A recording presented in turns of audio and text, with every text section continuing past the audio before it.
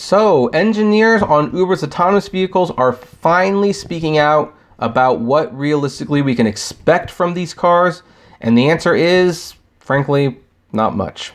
Hey everyone, this is Kevin the Apptrepreneur. Now before we begin today's story, I know I'm going to be getting this question a lot, so I'm just going to answer it.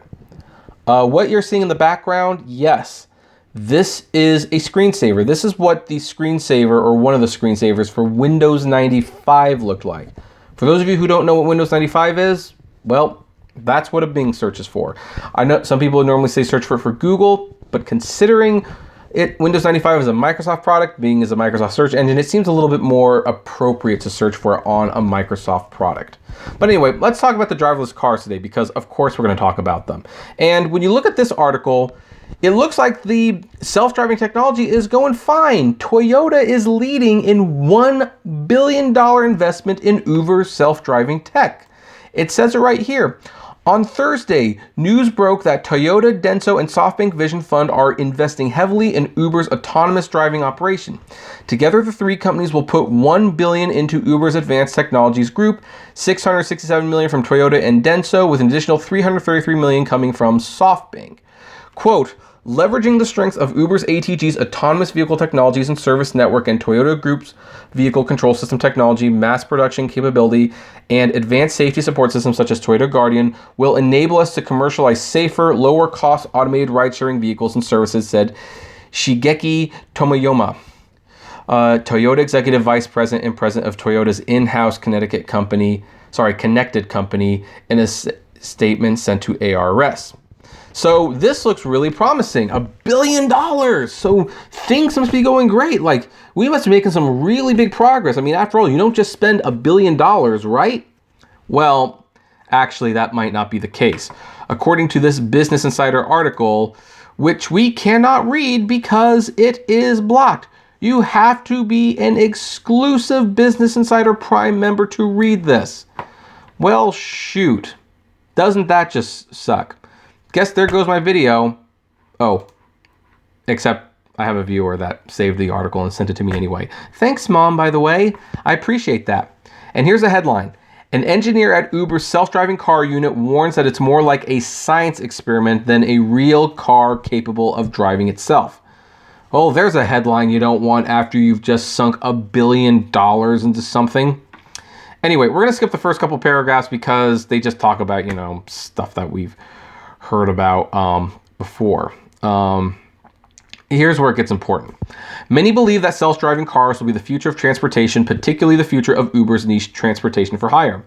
But people inside the unit have been telling Business Insider for months that Uber's self-driving cars don't work very well and that they perform reliably only on limited, well-mapped routes and aren't making much progress handling more.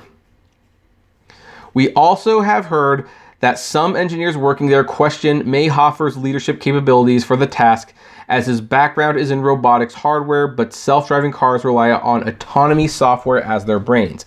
Mayhofer is the guy who's leading the autonomous division, obviously. Quote, seemingly, if you look at the way Eric Mayhofer runs ATG, I don't know if we're actually building a product. It seems like we are running a science experiment, said one employee who, of course, wants to remain anonymous. ATG is overhauling the car's autonomous stack, meaning the robot driving software, the employee said. Others close to the company describe these changes as always making improvements. Here's another mini headline within the article. 2 grabs of the wheel every mile. There is some data that backs this person's dismal characterization of Uber's self-driving tech.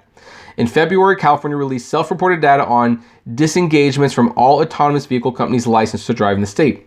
That refers to how often human safety drivers disengage the car's self-driving capabilities and take control of the car themselves. Uber reported that its cars have driven about 27,000 miles in self-driving mode in the state between March 8th, 2017 and November 30th, 2018. Human drivers manually took control more than 70,000 times. That means that for every mile the car drove itself, a driver grabbed the wheel 2.6 times.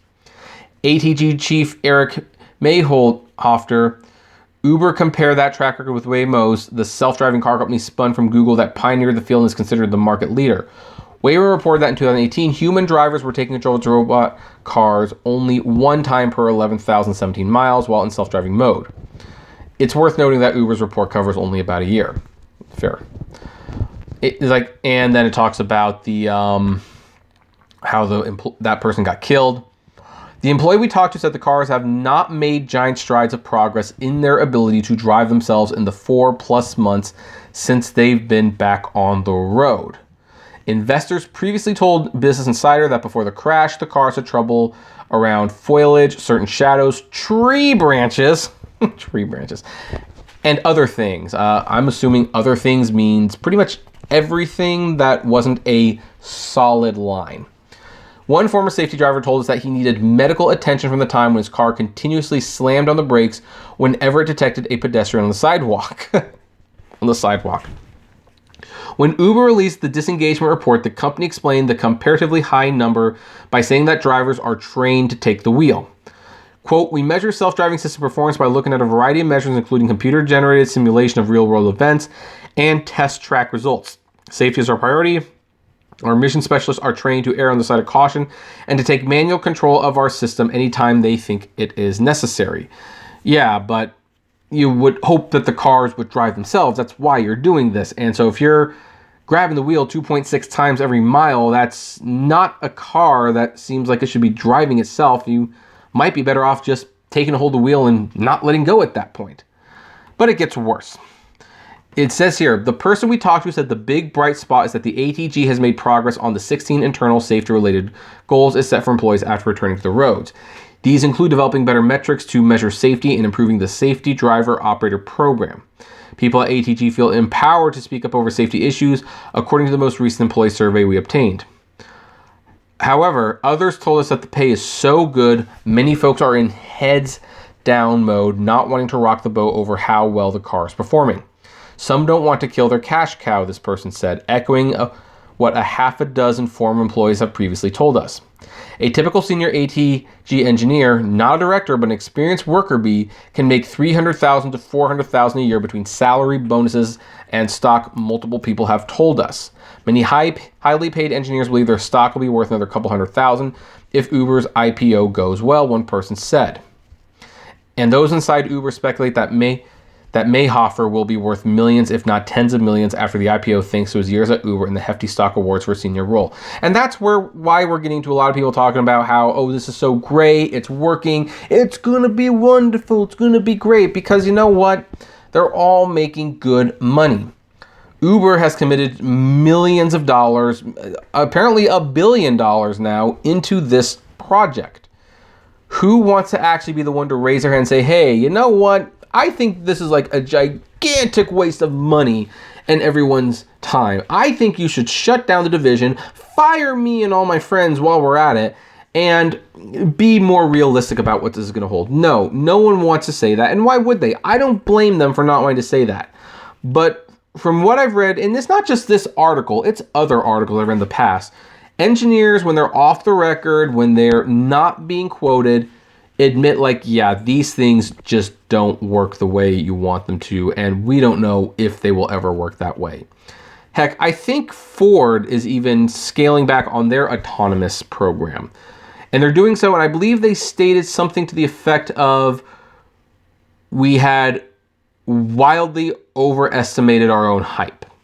Something to that effect, where basically they put forward the biggest story you could, believed it, and it's like, oh, maybe we shouldn't have been that optimistic. Maybe, just maybe, we might have been pushing our luck on that one. So, yeah, this is like not an article you want before your IPO. Granted, we've had articles like this before. We have had plenty of articles like this that highlight the dangers of expecting too much from these cars. Basically, that they're not going to be on the road in 2 years. They might be on the road in 10, but they're going to be in a very, very limited state, and they're going to be expensive. And basically, if shareholders are buying into Uber or Lyft and hoping that, hey, in a few years we can get rid of the drivers and then we can collect the whole fare, that's not going to be how you're going to be making your money anytime soon. So if that's how you expect these companies to make money, get off the high horse, take a chill pill. Invest in Disney or Time Warner. That's a joke, by the way. That's not actually financial advice. I'm just saying that right now, because this isn't where it's going to happen. So with that much money at stake, this insider echoed what others had told us. Some people feel working at ATG is increasingly political, with promotions and plum jobs doled out based on who you know. Others close to the company said that those complaints are invalid, saying that the hiring process at ATG is rigorous. Okay, so, but here's a fun thing. I don't know what this has to actually do with the, and I can't highlight this apparently, but here's what it says. Many employees there don't feel the presence of Karashahi. Quote, I really like Dara, but he has got to be more visible at ATG. This whole culture is broken, and broken in the same way that Uber 1.1 was broken. Oh my gosh, that's the first time I have heard an Uber employee say, like, effectively nothing has changed. That's amazing. So yeah, when you see headlines like these, Toyota leads $1 billion investment in Uber self-driving tech, and then you check out these reports right here, makes you wonder, what's going on over there? What is going on in all of this? This is, I mean, yeah, they got to save face. So I think that right now this is just about saving face. They don't want to admit that the self-driving cars is at the very least not a realistic goal, and they should not be putting any sort of money on self-driving technology, differentiating the company or saving the company. Because here's the thing, one thing that has been pointed out in the, in this article, even though it says that the self-driving cars aren't going to be coming anytime soon, what does it say here? Yeah, the Waymo cars were taking control of the robot cars one time per 11,000 miles. That's way more than Uber. So the competitors are doing it better anyway. But, you know, I don't believe these things are going to be a reality. You know my position on them. I was even like on a a live stream yesterday, and the topic came up, and some people were saying, like, you know, they're making these cars to save lives, and I kind of was like, no, I don't believe that's true. I believe they're doing it to take control of people's lives, and I think most people see that, and that's why they don't trust these things. And of course, there's the fact that, you know, they killed that woman and a couple other people, and, you know, the person hosting the live stream, and I don't want to name him, not because I dislike him, but because I don't want to, like, make it sound like there's beef between us. There's not. There very, very much is not. But he said something about along the lines of, like, well, that's just like a few people, and it's like, yeah, but you know what? When it's like a emotionless machine that kills you, people fear it more than a car accident where it's like there's clearly someone to blame for this. So anyway, that's the story. What do you folks think? Do you agree with the engineer, or do you think, like, no, the engineer is probably overstating the negatives? Like, this is actually going to be a thing.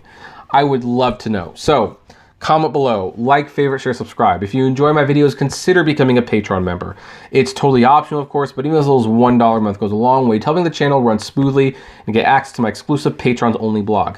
Also, if you want to save money on gas, because the gas prices are going up, check out the GetUpside app. It's totally free. You will get discounts and cash back on every gas-related purchase. Check it out and share it with your friends for an even bigger bonus. Also, check out the Apptrepreneur vlogs. It's a fairly new channel, but we are uploading content every week, and if you want to talk to me or other fellow rideshare drivers, check out the Apptrepreneur Hangouts on Facebook. You have to be approved to join, but we've been approving most people. And as always, flame responsibly. Have a good one.